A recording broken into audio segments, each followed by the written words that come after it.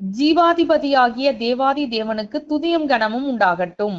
இந்த நாளுக்கான ஆதார வசனங்கள் ஜெபிக்க கொலோசியர் 4 அதிகாரம் 4 திருவசனம் செல்லும்படியான வாசலை தேவன் திறந்தருளும்படி வேண்டிக் கொள்ளுங்கள். துதிக்க அப்போஸ்தலருடைய நடபடிகள் 12 அதிகாரம் 24 தேவ வசனம் வளர்ந்து பெருகிற்று. கர்த்தருடைய வசனம் ஜீவனும் வல்லமையும் உள்ளதாய் இருக்கிறது. அது எந்த ஒரு மனுஷனையும் உயிர்ப்பிக்கவும் விடுவிக்கவும் வல்லமை உள்ளதாயும் இருக்கிறது. ஆகவே இப்பூமியில் பாவத்தினாலும் சாபத்தினாலும் அடிமைப்பட்டு நோயிலும் வேதனையிலும் சிக்கி தவிக்கிற மக்கள் விடுதலையாகும்படிக்கு வசனத்தை அறியும்படிக்கு வசனத்தை அறிவிக்கிறவர்கள் அநேகராய் பெருக வேண்டும் என்று நாம் வாஞ்சியோடு கர்த்தருடைய பாதத்தில் காத்திருந்து ஜெபிக்கலாம்.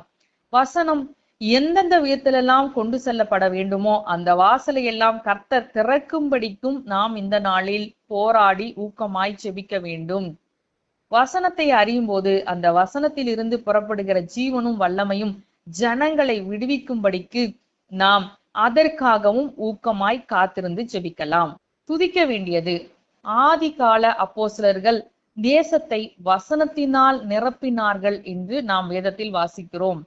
அதுபோலவே இந்த நம்முடைய நாட்களிலும் தேசம் வசனத்தினால் சந்திக்கப்படவும் வசனத்தினால் நிரப்பப்படவும் கர்த்தர் கிருபை செய்வார் என்று விசுவாசத்தோடு நாம் அவரை நன்றியோடு ஸ்தோத்திரிக்கலாம்.